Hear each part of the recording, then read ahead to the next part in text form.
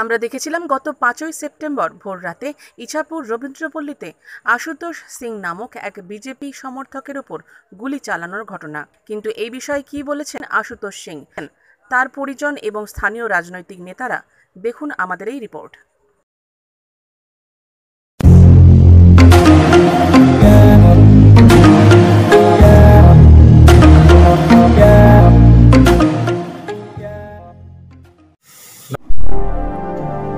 ঘর, ফ্ল্যাট, বাড়িতে আজ পর্যন্ত 24 পরগনা থেকে নদিয়া। বাংলার গর্ব PM এন্টারপ্রাইজ। যোগাযোগ করুন আজই। नमस्कार, आप देख रहे हैं 24 घंटा लाइव। और ये टीचर्स डे के दिन रात को 11:15 बजे इच्छापुर रविंद्रपल्ली के पास उनके शरीर पर गोली चार्ज किया गया। बाल बचे आशुतोष सिंह जी से जानना चाहेंगे कि मौका वारदात पे आखिर हुआ क्या था। आखिर उस रात को जब मैं मौका वारदात पे हुआ क्या था? लोग खाना खा के घर से निकला, मैं टहलने गया था तो तभी TMC के कुछ गुंडों ने आए हमारे पास। आने के बाद मुझे कोई बात नहीं किया, कुछ नहीं, और वो लोग फट करके गोली चला दिया हमारे। ये लोग हमारे ऊपर बहुत दिन से निशाने साधे हुए थे।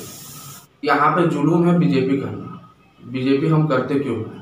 सब आम आदमी को अपना अपना जिंदगी जीने का एक अधिकार होना चाहिए। तो मैं बीजेपी करता हूँ, यही हमारा गुनाह है। तो आप सीधे तस्वीर देख पा रहे हैं। आशुतोष सिंह के माथे पर 4 टाका का सिलाई किया गया है और इनके चेहरे की जो दुर्दशा कर दी गई है। अब इनके बारे में जानना चाहेंगे, ये कब किस तरह से हुआ था? मैं वहाँ पे था तो फिर वो लोग आए, बाइक से 3 लड़के आए।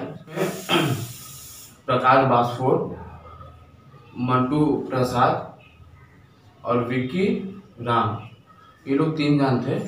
विक्की राम कोई बात ही नहीं बोला, बस मैं टहल रहा था। वो लोग बाइक रोक के गोली चार्ज करने के बाद वो लोग चले गए। ये मेरे यहाँ पे आके, अच्छा, गोली मतलब साइड से निकल के, हाँ, यहीं से लग के यहाँ से निकला। अच्छा, गया। इसके बाद क्या हुआ उस समय? आप फिर क्या? उसके बाद मैं, अब ऑब्वियसली जब गोली चलेगा तो मैं तो वहाँ से भागने का ही चांस लूंगा वहाँ से। तो मैं भागा तो वहीं पे क्या हुआ, 50-60 लड़का मुझे घेरे। उसके साथ और भी 50 लड़के थे। उसके बाद मेरे ऊपर रॉड, ईटा, बंदूक, सब चीज से वार किया गया। मतलब यहाँ पे पूरा वो लोग मीटिंग करके आए थे कि आज मुझको मार के खत्म कर दिया जाए। इसके आगे कभी भी इस तरह का घटना आपके साथ हुआ था? इसके आगे ये लोग हमें फ़ोन करके, जब तक अननोन नंबर से ये लोग फ़ोन करके आधे रात को सोने के टाइम ये लोग मुझे धमकी भी देते थे कि मैं तुझको गोली मार दूंगा, तू बच के रहना। हम पिछले महीने, ये 1-2 दिन का बात नहीं है, ये हमेशा होता था। मेरे परिवार को मारने के लिए आज से नहीं, बहुतों दिनों से ये लोग पीछे पड़े हुए हैं। चाहे मेरे बड़े पापा हैं, चाहे मेरे पापा हैं, मेरे अंकल हैं, इन लोगों को तरह तरह का धमकी दिया जाता है। पूरे परिवार को टारगेट किया गया, फैमिली को ही टारगेट किया गया है। और कभी भी वो लोग चाहेंगे तो अटैक कर सकते हैं। प्रशासन 2 लोगों की गिरफ्तारी की गई है। मैं बोलूँगा कि मंटू प्रसाद को भी देखा जाए, मंटू प्रसाद को भी अरेस्ट किया जाए। उसके साथ साथ छोटे लाल यादव है, उनको भी अरेस्ट किया जाए। अनिल साहू है, इंद्रजीत यादव, एलियस नाटे, तो सब TMC के पार्टी का कार्यकर्ता। अलग चीज होता है, ये लोग गुंडे हैं सब। तो मेरे बाइक को तोड़ दिया गया, मेरा फोन छीन लिया गया। तो क्या आप अपने घर के पास के इलाके में भी सुरक्षित नहीं है? नहीं, मैं अभी भी सुरक्षित नहीं। अभी भी मुझे मारने का पूरा प्लान किया जा रहा है कि मुझे किस हिसाब से मार दिया जाए। हमारे सांसद के जीतने के बाद से ही मेरे ऊपर ये अटैक किया जा रहा है। जनता से क्या बोलना चाहेंगे यहाँ? मैं जनता को यही बोलना चाहता हूँ कि आप लोग के आँख के सामने सब कुछ है। मैं यही आप लोग से हाथ जोड़ के निवेदन करता हूँ कि जल्द से जल्द 2021 में जो वोट आ रहा है, ये सरकार को हटाया जाए। और आप लोग जिसको भी लाइए, एक सही फैसला करके लाइए जो आप लोग के लिए सही हो। हम यही बोलना चाहते हैं हमारे माननीय सांसद अर्जुन सिंह जी से कि इस जो ये दुर्घटना घटा है, इसके बारे में वो थोड़ा सोचें और ऊपर महल में इसके बारे में चर्चा करें कि इलाका कैसे शांत रखा जाए ताकि हम लोग की सुरक्षा हो सके। पुलिस प्रशासन से मेरा निवेदन है कि आप अरेस्ट ठीक किए हैं, अरेस्ट करके ले जा रहे हैं, उसमें दिखाया जा रहा है कि गाड़ी में उठ रहा है, तो पुलिस वाले उसके कान में से बात कर रहे हैं और उसको उठकर वो नमस्ते कर रहा है, लग रहा है जैसे कि वो बहुत भारी ये है। और उसको रात को खबर मिला है, रात को दोनों को बिरयानी खाने के लिए दिया जा रहा है। तो इससे लोगों के अंदर क्या संदेश जाएगा? इससे लोग यहाँ पर जो लोकल नेता हैं वो इसमें इन्वॉल्व हैं, वो चाह रहे हैं कि श्यामा सिंह के परिवार को अगर हम रोक पाएंगे तो बीजेपी के लिए यहाँ पर काम करने वाला कोई नहीं रह जाएगा। साधारण कार्यकर्ता हूँ मैं कोई बीजेपी का बड़ा नेता नहीं हूँ कि हमको मार के आप बीजेपी को खत्म कर लो। मेरे हटने से बीजेपी नहीं हटने वाला है। बीजेपी का संगठन बहुत बड़ा है। टीएमसी जो है कुआं का मेढक है, वो समुद्र है। तो मेरा सबसे अनुरोध है, ऊपर प्रशासन से, ममता दीदी से मैं अनुरोध करता हूँ कि आप ये सब बंद कीजिए, आप कुछ काम कीजिए ताकि लोग आपके प्रति सहानुभूति पैदा हो। ये गोली बम से जो कोई सहानुभूति आपको नहीं मिलेगा। आप कार्यकर्ता से लड़ के आप क्या पाइएगा? जो बच्चा मार खाया है उससे क्या मिला? अगर वो माँ बाप का एक संतान था, अगर मर जाता है उसके माँ बाप क्या करते? मेरे सांसद एमएलए श्री सुनील सिंह जी, जिला सभापति उमाशंकर सिंह जी और ममता दीदी से मेरा अनुरोध है कि आप लोग सब मिलकर इस चीज को देखिए। पहले रात में जिस दिन इंजर्ड हुआ, रात भर हम बीएन बोस हॉस्पिटल में गए। हॉस्पिटल की दुर्दशा इतनी खराब, एक दवा नहीं है, वो लाल दवा से पोंछ दिया और एक बैंडेज सिलाई कर दिया। उसके बाद बोल रहा है कि इसको यहाँ से लेके जाइए। तो हम डॉक्टर मानने को तैयार है। हम बोले हम बॉन्ड सही कर दे रहे हैं, हम रात भर यहीं पर रखेंगे। माननीय अर्जुन सिंह जी 12:23 में हमको फोन किए। सुनील सिंह 3 बार 4 बार फोन किए। भतीजा ही लगेगा कुंदन सिंह, वो बार बार हमसे अनुरोध कर रहा था कि अगर आपको कोई जरूरत हो तो आप बोलिए, हम आएंगे। दूसरे दिन जब हम सिटी हॉस्पिटल में अपने बच्चे को लेकर आए तो सारे लोग, जन समुदाय वहां पर पहुंचा, जितना हो सके हमारे लिए किया। 5 सितंबर को असामाजिक तत्वों के द्वारा मार्ट के पास एक हमला हुआ, अचानक से गोली चलती है और वो घायल हो जाते हैं। सर, विगत 5 तारीख को क्या घटना घटता है? हमारे एक छोटे भाई हैं आशुतोष सिंह, उनका पूरा परिवार भाजपा समर्थक है। 5 तारीख रात को वो अपने घर से खाना खा के निकले थे टहलने के लिए। शासक दल के कुछ क्रिमिनल्स हैं, उनके एसोसिएट हैं, उन्होंने उस पर हमला कर दिया, बड़ी बेरहमी से मारा। एक गोली भी चलाई जो घर वाले हॉस्पिटल लेके पहुंचे। बीएन बोस हॉस्पिटल बैरकपुर से मैं भी पहुंचा। वहाँ पे इलाज ठीक तरीके से नहीं हो रहा था। सुबह हमने सिटी हॉस्पिटल में बैरकपुर शिफ्ट किया। वहाँ पे ट्रीटमेंट कराने के बाद अभी वो ठीक है। तृणमूल नेताओं से पूछना ज़्यादा अच्छा होगा, चाहे प्रशासन से पूछना अच्छा होगा, या फिर उन गुंडों से पूछना अच्छा होगा जो कि शासक दल से रिलेटेड है, कि क्या भाजपा करने में क्या अपराध है। तो ये उनकी सोच है, लेकिन हमारा एक एक कार्यकर्ता और हमारे भाजपा परिवार के जितने भी कार्यकर्ता है वो मरते दम तक भाजपा करते रहेंगे, चाहे उनके ऊपर जितनी ही अत्याचार क्यों ना। जो भी सोच रहे हैं उनकी गलतफहमी है। हमारा एक भी कार्यकर्ता भाजपा का, वो कोई भी ऐसे गीदड़ धमकी से पीछे हटने वाला नहीं है। वो पेपर हो, समाचार हो, तृणमूल कांग्रेस का जो अत्याचार है वो आपको देखने को मिल ही रहा है। तो बस मैं यही बोलूँगा कि जनता से मेरा यही अनुरोध है कि ये देखिए और देख के 2021 में तृणमूल सरकार को गिरा दीजिए। कार्यकर्ताओं को मैं यही बोलूँगा कि आप लोग जंग के लिए, लड़ाई के लिए राजनीतिक तैयार रहें, डरने की कोई ज़रूरत नहीं है। पार्टी पूरी हर एक कार्यकर्ता के संग खड़ी है। बैरकपुर में हमारे सांसद, जिला सभापति, जितने भी हमारे सीनियर मोस्ट लीडर्स हैं, सभी अपने कार्यकर्ताओं के साथ डट के खड़े रहे। प्रशासन से मेरा अनुरोध है कि आप लोग कम से कम न्यूट्रल होकर काम करें और उचित जो कार्रवाई है, अगर किसी ने क्राइम किया है तो उसके खिलाफ होनी चाहिए। प्रशासन अगर पहले से इन क्रिमिनल्स के अगेंस्ट में अगर कोई भी एक्शन लेती तो शायद इस तरह की घटना नहीं घटती। क्योंकि जो लोग मुझे जितनी जानकारी मिली है, 2 लोगों को गिरफ्तार किया गया, वो पुलिस कस्टडी में है। तो इतनी तत्पर अगर पुलिस पहले से होती तो शायद इस तरीके की आपराधिक घटना नहीं घटती। পরিষ্কার করে বলি, এই ঘটনাটা সম্পূর্ণ একটি অরাজনৈতিক ঘটনা এবং এর সঙ্গে রাজনীতির কোনো যোগ নেই। ওখানকার কিছু লোক আছে যারা এই সামওয়ান আশুতোষ সিং তারা ওখানে লাইন বাজার রেল কলোনি সমস্ত জায়গাতে এরা লং টাইম একটা তোলাবাজি করে এরা বিভিন্ন জায়গা থেকে। এবং আমরা যতদূর এনকোয়ারি করে জানতে পেরেছি ঘটনাটা হচ্ছে একটা সুদের কারবার নিয়ে ঘটনা, যে সুদের টাকা পয়সা নিয়ে টাকা দেওয়া নিয়ে টাকার ইন্টারেস্ট দেওয়া নিয়ে একটা গণ্ডগোল চলছিল নিজেদের মধ্যে। সেই ঘটনার পরিপ্রেক্ষিতে তাকে কোনো দুষ্কৃতীরা তাকে গুলি করেছে।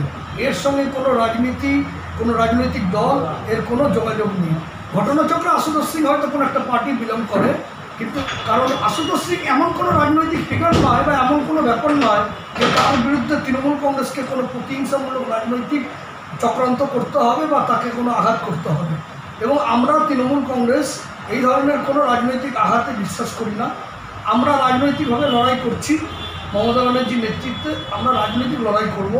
পাশাপাশি মমতা ব্যানার্জি যে 10 বছর ধরে পশ্চিমবাংলার মাটিতে উন্নয়ন করছে, উন্নয়নটাই হচ্ছে আমাদের রাজনৈতিক হাতিয়ার।